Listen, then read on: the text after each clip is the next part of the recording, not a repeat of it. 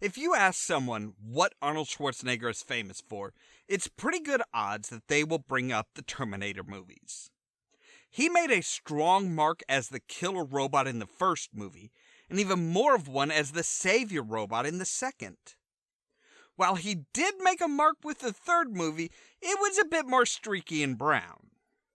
Today we're going to look at the Terminator movie that took the franchise beyond its sell-by date.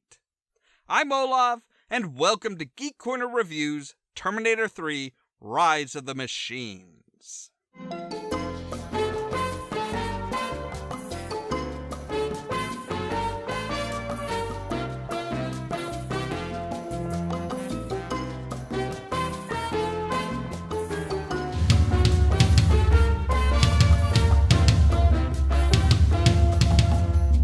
We start the movie with pretty standard narration. The future's changeable, our fate is in our hands, typical Terminator BS. And trust me, by the end of this movie, we'll see just how much BS it really is. John Connor narrates as he rides his bike down a winding road. Judgement Day. Also par for the course, we see the future, men fighting against machines with Connor leading.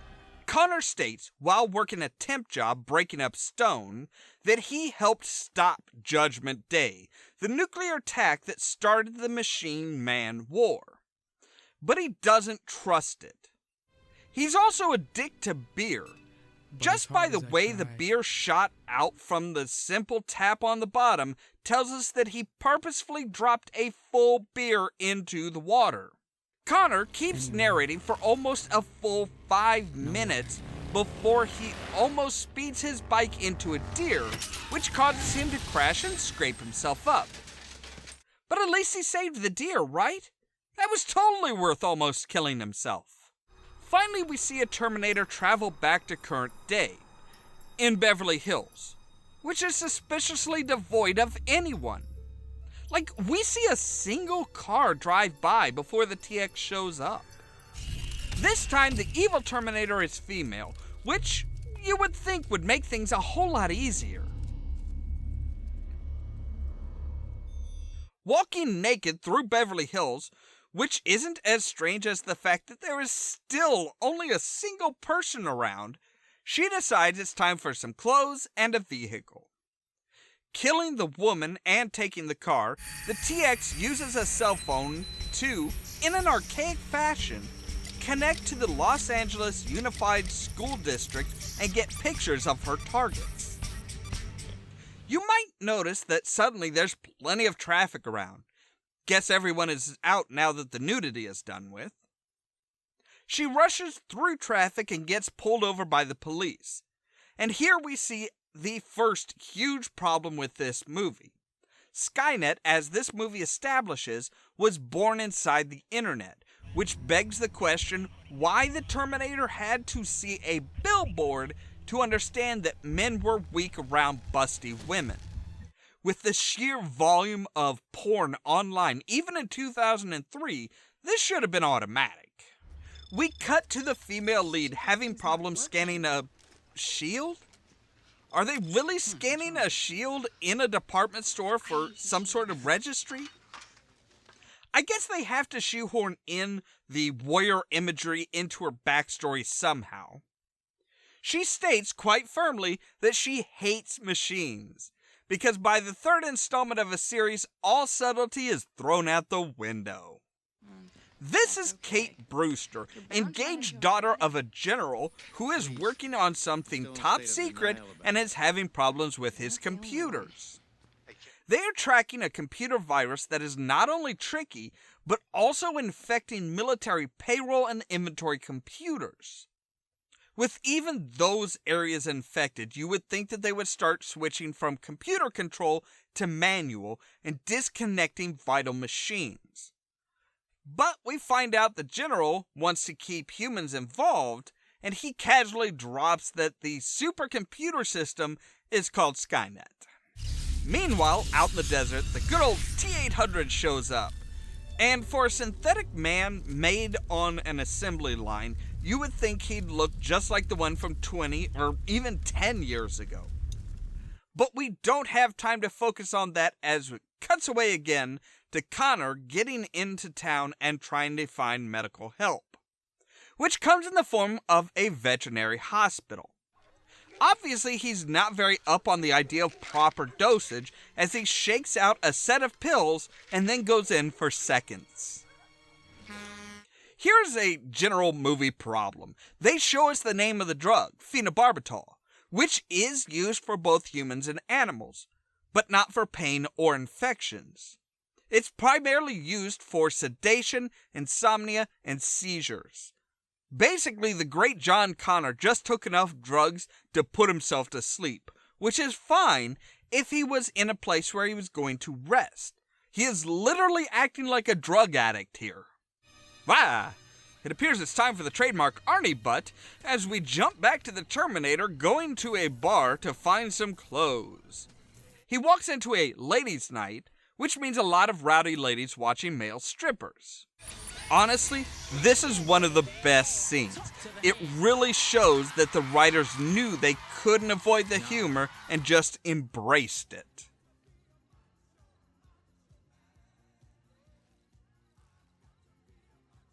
The TX, meanwhile, makes her first call, with some very convenient help from the movie, such as how did she find out the place of work for the people on her list? She just searched the school database, and they're in their early 20s. Very few schools keep that up-to-date records of recent graduates. Also, it just so happens that this fast food place prints the whole name on the name tag, not just the first name. And who puts the drive-up window on the passenger side? Kate gets an alert that takes her to the clinic, and of course, Connor broke into her clinic. Also, it turns out that Connor performed surgery on his own leg, so maybe he was looking for a sedative? Except for you wouldn't sedate yourself if you're performing self-surgery. That would be dumb. He manages to come to at exactly the same moment that Kate pulls up to the clinic. Convenience! With a gun in hand, Connor falls for an obvious ruse, and Kate gets the gun and pulls the trigger. But thankfully for Connor, it's just a paintball gun. Now, let's realize that Kate would have straight up murdered John if it had been a real gun. She didn't know it was a paintball gun. It turns out, by severe movie convenience, that Kate and John know one another. The TX shows up, murdering a lady and checking her genetics freakishly. No. Is the tongue the only place they could put a DNA analyzer?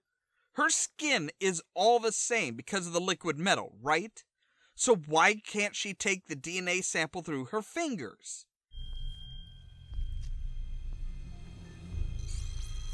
And did the realization that Connor was there just give her an orgasm? I know sexualization is a big draw in movies, but damn, guys. John Connor was here. Where did he go? Tell me. Where did he go? Maybe she could tell you if you let her breathe. It's really hard to talk when your air supply is cut off.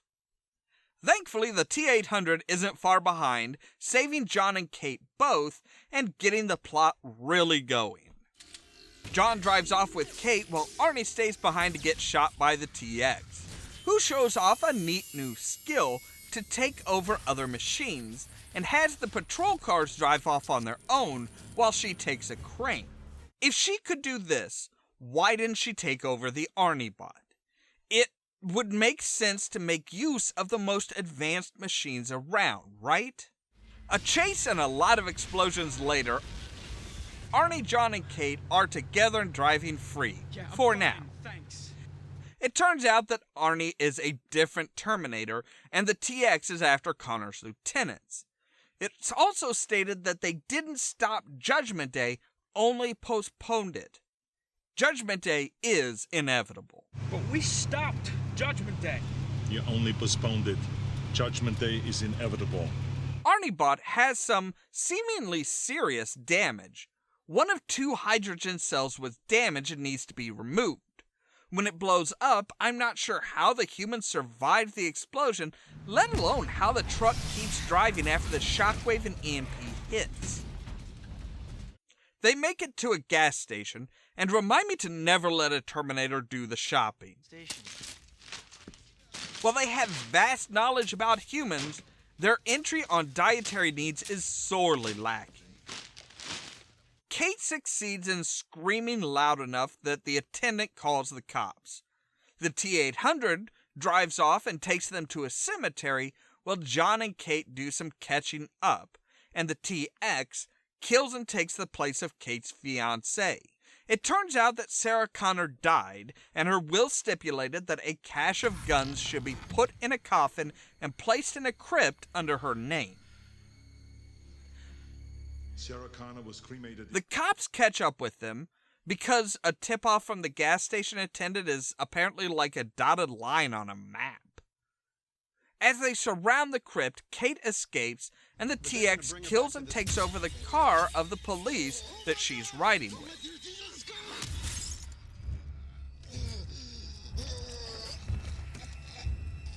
Now, if she can control the car from afar, why is she reaching through the seat and body to steer? And how is she controlling the pedals?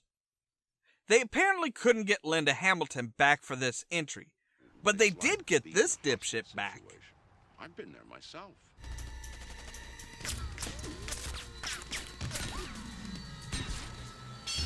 Just so he can see the Arnie bot and freak out. We also see how stupid the TX is. She's disguised as Kate's fiancé, walks towards Kate, and changes partway there to try and kill Kate, instead of keeping the ruse up and getting in close. Sure, Kate is suspicious, but changing causes her to run. After another chase involving a hearse and a semi, the trio get away and find an apparently abandoned camper. We find out that Kate's father is important as he creates Skynet. Connor wants to go after him, but the Terminator states he's not programmed to follow Connor's orders.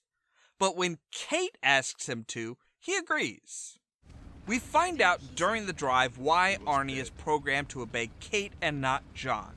He was originally sent to assassinate John Connor. It worked because Connor has an attachment to his model from the events in T2. We also find out that Skynet sent the TX back a day before the nukes go off. I guess the machines thought cutting it close would be the best idea.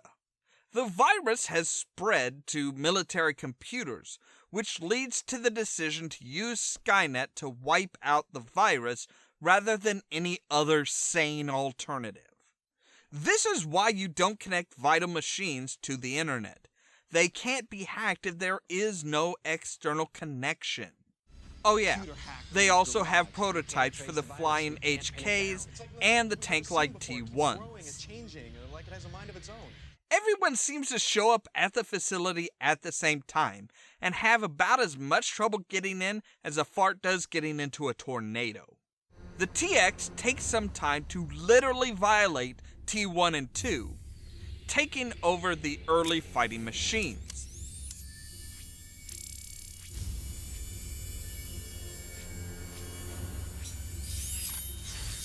How she knew where they were is puzzling, but I guess you have to up the ante in these movies.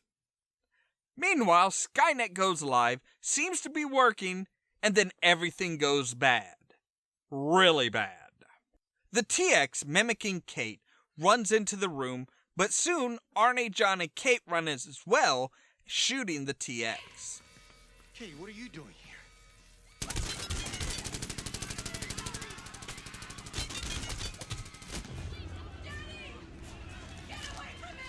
The main fight is on then, with John and Kate trying to get the coast to shut down Skynet and get to a main hub, and Arnie fighting the TX and her minion machines.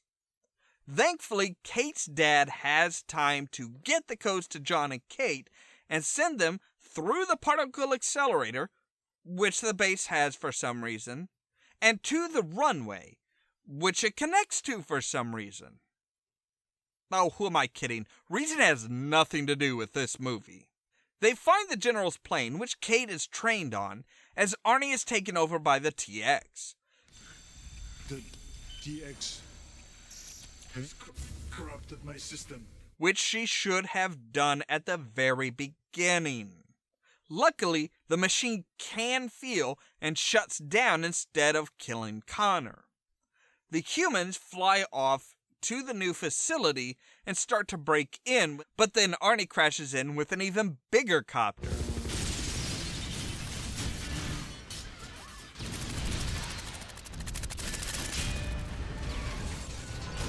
Because it's all about the size.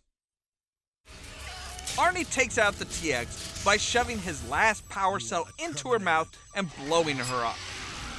Now this brings up a few problems. That was his second of 2 power cores, so he shouldn't have been able to function after pulling it out. Also, with the size and ferocity of the explosion, John and Kate should be dead. Maybe they were just outside of the first explosion, but they didn't have time to get away this time.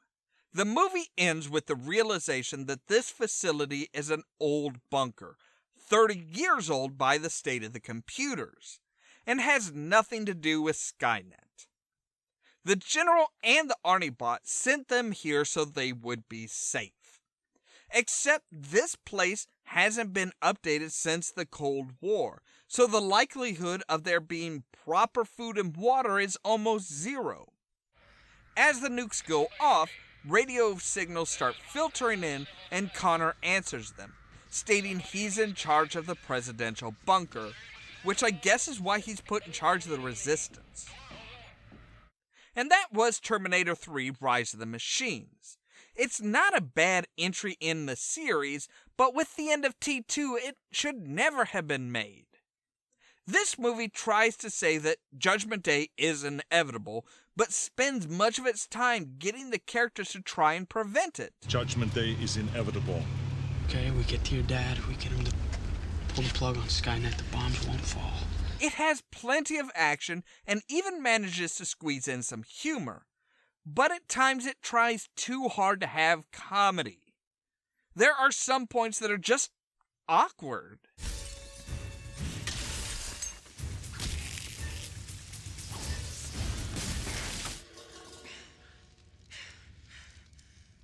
What?